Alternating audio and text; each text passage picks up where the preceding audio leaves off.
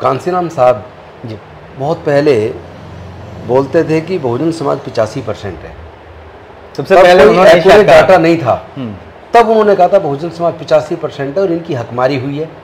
यार जो बात कहते थे, माननीय कांशीराम जो बात कहते थे, बाबा साहब जो बात कहते थे, जगदेव प्रसाद कुशवाहा जो बात करते थे, रामस्वरूप वर्मा जो बात कहते थे, भागीदारी की बात, उस पे इंडिया गठबंधन, एनडीए गठबंधन से इतर अपना कोई बहुजन मोर्चा नहीं बन सकता। बहुजन समाज के हक अधिकार की लड़ाई को तेज करना बहुत जरूरी है और पृथक निर्वाचन क्षेत्र उसको असल ताकत देगा। इसलिए हम इस मांग को बहुत बड़े पैमाने पे पूरे राष्ट्रीय स्तर पर मजबूती से उठाने वाले। बहुजन क्रांति और बहुजन नायकों को समर्पित दलित दस्तक का 2024 का शानदार बहुजन कैलेंडर आ चुका है।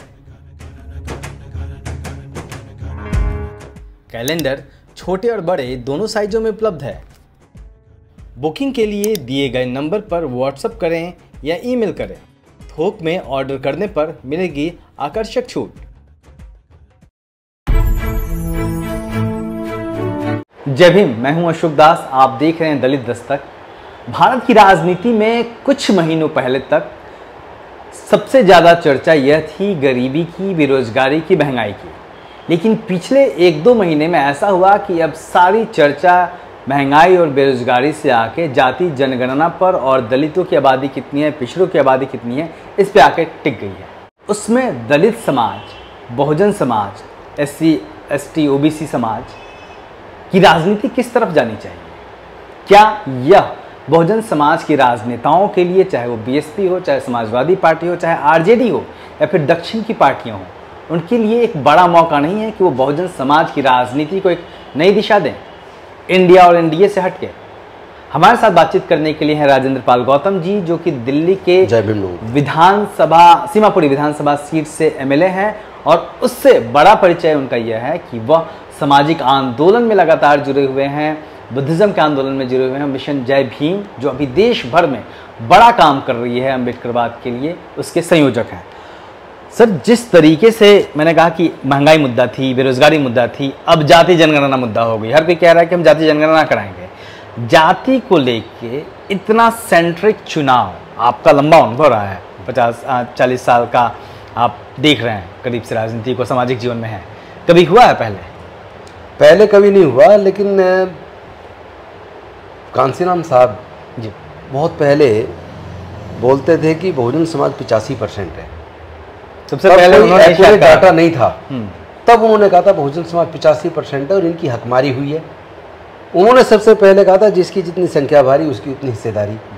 और मुझे खुशी है कि सामाजिक न्याय के उस आंदोलन को जिसको डॉक्टर बाबा साहेब अम्बेडकर और उनसे पहले फूले जी, साहू महाराज, पेरियार ने शुरू किया, उसको उसके बाद डॉक्टर बाबा साहेब अम्बेडकर ने सही दिशा दी और उसको सफलतापूर्वक संपन्न किया। और उनके जाने के बाद मौर्य जी से होते हुए, पासवान जी से होते हुए, कांसीराम साहब ने तो उसको पूरा हुक्मरान बनाने का न केवल सपना दिखाया बल्कि उसको पूरा किया और वो सारे मुद्दे उभार के जनता के पटल पे रख दिए। और उनके जाने के बाद लग रहा था जैसे वो मुद्दे कहीं गौण हो गए। लेकिन मुझे इस बात की खुशी है कि जिस मुद्दे पे मैं वर्षों से मैं भी लगातार बोल रहा हूँ, और ये जो जाति की गणना के आंकड़े बिहार की सरकार ने जारी किए, मैं बिहार की सरकार को धन्यवाद भी करूँगा।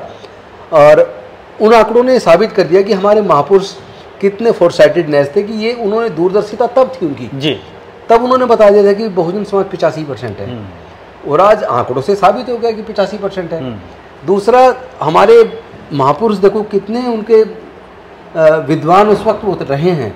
हमने उनकी वास्तविक में उनकी जो ड्यू रिस्पेक्ट होना चाहिए था वो नहीं दिया। क्योंकि जगदेव बाबू कुशवाहा तब कह गए 100 में 90 शोषित हैं, शोषितों में हमारा है, धन धरती और राजपाट में 90 भाग हमारा है। और आज ये साबित हो गया, अभी बिहार में भूमि का जो आंकड़ा आया जी, 74% भूमि केवल 10% लोगों के 3 जातियों के हाथ में, ब्राह्मण, भूमिहार और क्षत्रिय। उनकी जनसंख्या 10% है, उनके पास 74% भूमि है। तो और कमोबेश जब पूरे देश की बात करेंगे तो वास्तव में 10% के पास देश के 90% भूमि और संसाधन है और 90% लोगों के पास केवल 10% है। तो हकमारी किसकी हुई? और एक और बात मैं कहना चाहता हूँ, आपने कहा ना कि ये महंगाई, बेरोजगारी ये कहीं ना कहीं गौण हो गए।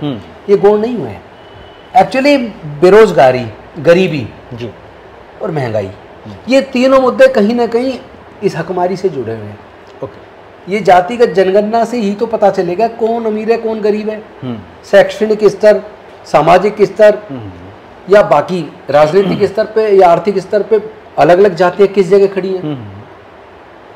तब कहीं जाके सामाजिक न्याय की बात, बेरोजगारी को खत्म करने की बात, गरीबी को खत्म करने की बात, संसाधनों में हिस्सेदारी को देने की बात, वो जिसको लेके सर्वे ना होने की वजह से, डाटा ना होने की वजह से माननीय सुप्रीम कोर्ट भी अपनी जजमेंट में कहता रहा कि हम आपको रिलीफ नहीं दे सकते क्योंकि अभी कोई जनगणना डाटा नहीं है सरकार का।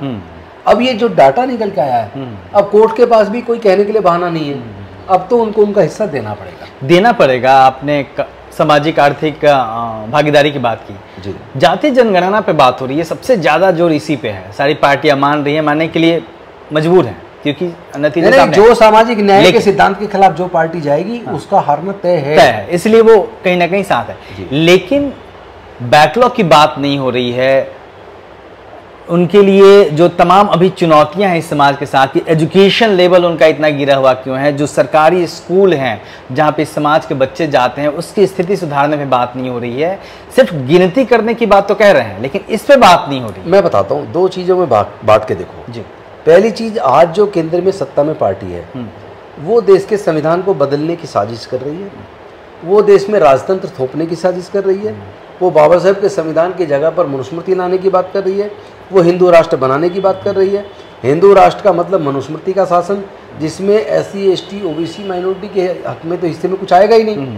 तो पहली लड़ाई है इन दरिंदों को, जो केंद्र में सत्ता में दरिंदे बैठे हैं जी, जो लगातार नफरत फैला रहे हैं धर्म के नाम पर और खुलेआम उनके सांसद धमकी भरे भाषण दे रहे हैं।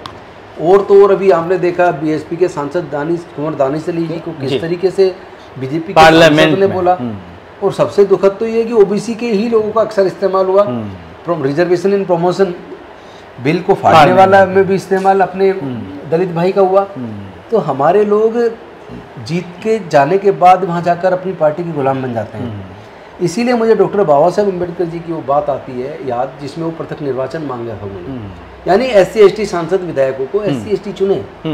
तो आज हमें उस तरफ जाना पड़ेगा। लेकिन अभी पहली जो चीज़ है कि पहले तो इन लोगों को हराएं जो पिछले 9.5 साल से लगातार पूरे विपक्ष को कुचल रहे हैं, दलित पिछड़े आदिवासियों को ख़त्म कर रहे हैं, उनके रोजगार ख़त्म कर रहे हैं, देश के सारे संसाधन बेच रहे हैं, एजुकेशन महंगी करके उन्होंने देश के 99% SC ST OBC माइनॉरिटी से पढ़ाई छीन ली।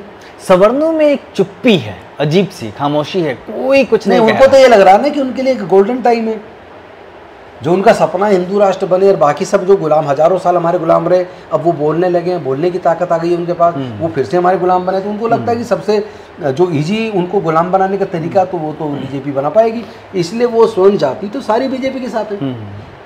इसीलिए आज अच्छी बात है कि सारी विपक्षी पार्टियां सामाजिक न्याय पे आ गई हैं। सारी विपक्षी पार्टियां आज जाति की जनगणना की बात कर रही हैं, जबकि 2011 में जाति की जनगणना हुई थी, कांग्रेस ने कराई और कांग्रेस की सरकार ने आंकड़े नहीं जारी किए, छुपाए। इस बार कांग्रेस भी कोई दूध की धुली नहीं है, उन्होंने जाति की जनगणना करा के भी आंकड़े दबा दिए। इसका मतलब उनके मन में सामाजिक न्याय नहीं है। लेकिन अब चुनावी मजबूरी है कि वो उस मुद्दे पे आ रहे हैं। और चलो देर आए दुरुस्त आए, अगर आज उनको समझ आ रहा है, वो सामाजिक न्याय पा रहे तो हम उनका स्वागत करते हैं। अच्छा सर, तमाम पार्टियां राजनीतिक, कांग्रेस हो BJP हो, तमाम दलितों की स्थिति सुधारने की बात अभी दुखद ये है कि सामाजिक न्याय की बात कर रहे हैं, लेकिन जो आपने कहा असल मुद्दों से भटकाने पे कब आएंगे जी, उनकी हिस्सेदारी पे देने पे उन पर कब आएंगे, उनके बैकलॉग को पूरा करने पे कब आएंगे, संसाधनों को बांटने पे कब आएंगे। मैं समझता हूँ पहले एक को दुश्मन को हराने और एनडीए को हरा के इंडिया को सत्ता में लाए हैं।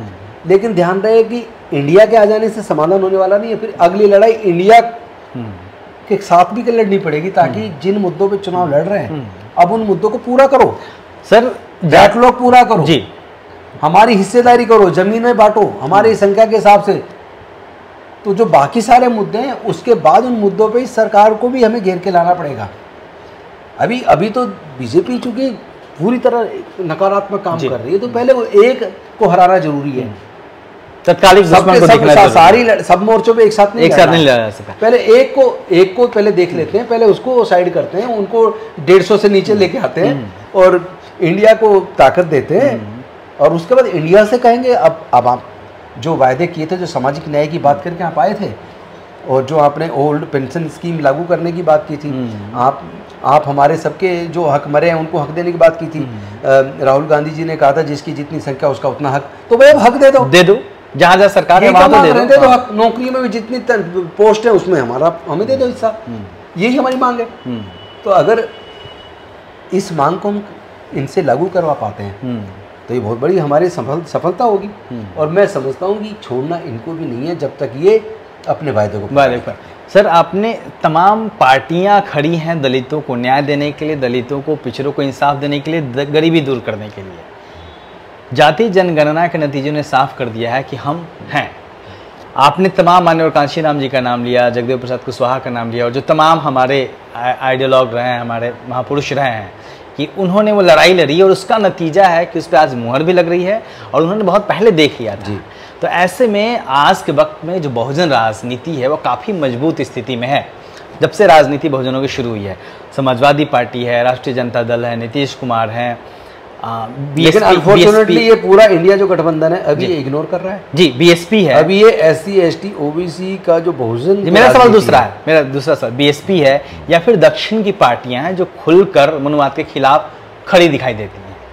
तो ऐसे में क्या उनके पास एक बेहतर मौका नहीं है कि पेरियार जो बात कहते थे, माननीय कांशीराम जो बात कहते थे, बाबा साहब जो बात कहते थे, जगदेव प्रसाद कुशवाहा जो बात करते थे, रामस्वरूप वर्मा जो बात कहते थे, भागीदारी की बात, उस पे इंडिया गठबंधन, एनडीए गठबंधन से इतर अपना कोई बहुजन मोर्चा नहीं बन सकता? नहीं बन सकता है, लेकिन अभी वोट को बांटना देश के हित में नहीं है, ना हमारे समाज के हित में।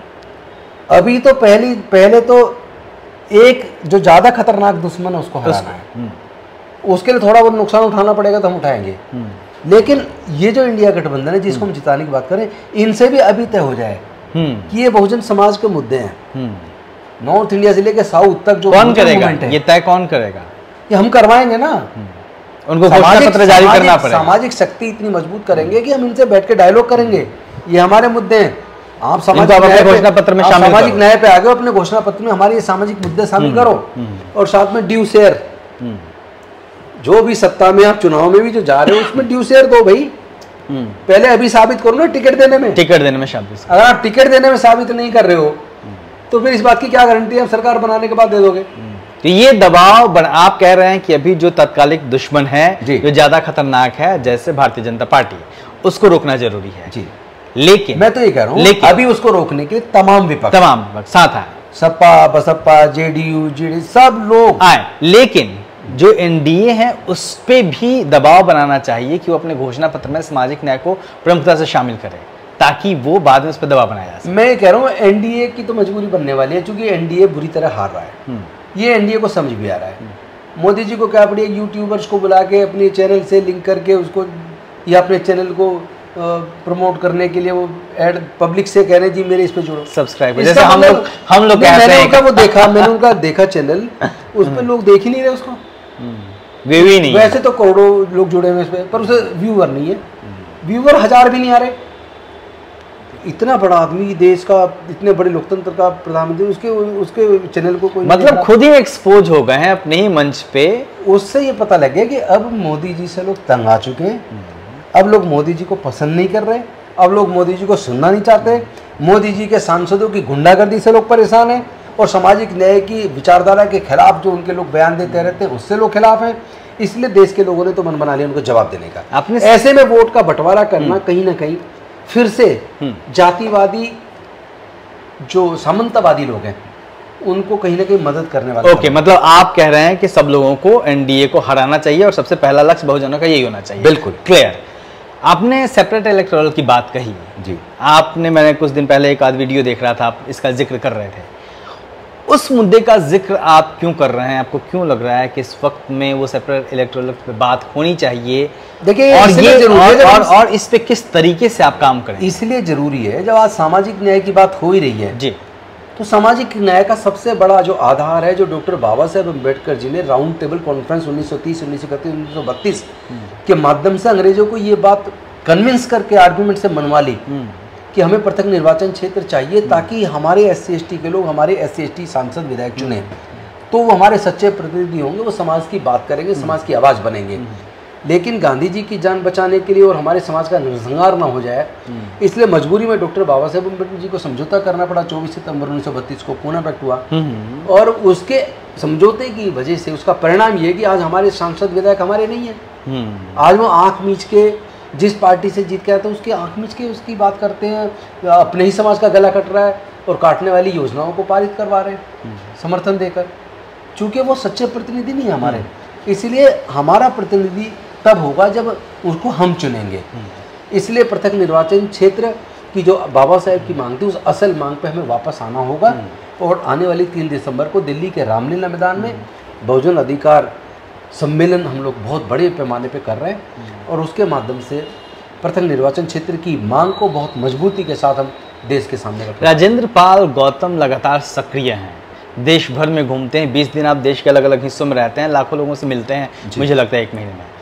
आप क्या करना चाह रहे हैं आने वाले दिनों में, किस तरीके से? मैं ये चाहता हूँ जो बहुजन समाज है, SC ST OBC माइनॉरिटी है, जिनको लगभग ख़त्म कर दिया है, हौसिये पे पहुँचा दिया है, हाशिए पे पहुँचा दिया। एजुकेशन आज इतनी महंगी है कि अब SC ST OBC माइनॉरिटी के 99% बच्चे अगर इंजीनियरिंग का एग्जाम एंट्रेंस पास कर ले कॉलेज का, तो एडमिशन की फ़ीस सरकारी कॉलेज की भी नहीं दे सकते जी। उसको 12 से 15 लाख रुपए इंजीनियरिंग की फ़ीस के लिए चाहिए। NLU में अगर वो पास कर लें लॉ कॉलेज के लिए तो उसके लिए करीब 20 लाख रुपए चाहिए 5 साल का कोर्स करने के लिए, वो नहीं दे सकते, 99% लोग नहीं दे सकते। तो आप हमारे इस SC ST OBC माइनॉरिटी से इन्होंने एजुकेशन छीन ली एक साजिश के तहत और स्कूल एजुकेशन भी लगभग प्राइवेटाइज कर दी। पिछले 15 सालों में 2.25 लाख सरकारी स्कूल बंद कर दिए और ऊपर से जो सरकारी संस्थान थे वो धीरे धीरे करके सब बेच दिए। तो ना पढ़ाई बची ना नौकरी बची, इतना पैसा है नहीं कि व्यापार कर लें। तो एक साजिश के तहत किनारे कर दिया है। तो मैं ये सोच रहा हूँ कि सत्ता में MP MLA मंत्री बन भी जाएंगे तो क्या होगा, MP MLA मंत्री तुम पहले से बन रहे हैं, बाबा साहब बना के चले गए, रिजर्वेशन देकर रास्ता बना गए। लेकिन इन सबके रहते हुए, हमारे सांसद विधायक के रहते हुए हमारी हकमारी हुई है। एजुकेशन को पूरी तरह प्राइवेटाइज कर, न्यू एजुकेशन पॉलिसी में तो बिल्कुल बर्बाद कर दिया, ऊपर से सब कुछ बेच कर देश का सारा हमारी नौकरियां भी छीन दी। तो ऐसे में MP MLA बनना काफ़ी नहीं है, मंत्री बनना काफ़ी नहीं है, राष्ट्रपति को मंदिर में जाने से रोक रहे हैं, तो फिर हम लोग क्या चीज़ें, हम तो छोटे से आदमी हैं।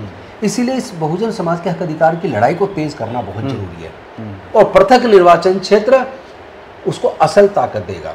इसलिए हम इस मांग को बहुत बड़े पैमाने पे पूरे राष्ट्रीय स्तर पर मजबूती से उठाने वाले हैं। ये एक बड़ा एजेंडा है जो आपके सामने है, क्योंकि इससे बाकी साथ जो जुड़े हैं हो पाएगा, प्रैक्टिकली हो पाएगा। ये इम्पॉसिबल आप वकील भी हैं, इम्पॉसिबल नहीं है, इम्पॉसिबल नहीं है। कैसे पॉसिबल होगा? ऐसे पॉसिबल होगा जैसे गुरुद्वारा प्रबंधक कमेटी का चुनाव होता है दिल्ली में, जैसे उसके 43 या 46 वार्ड हैं, तो उसमें सिख लोग वोट डालते हैं, चुनते हैं।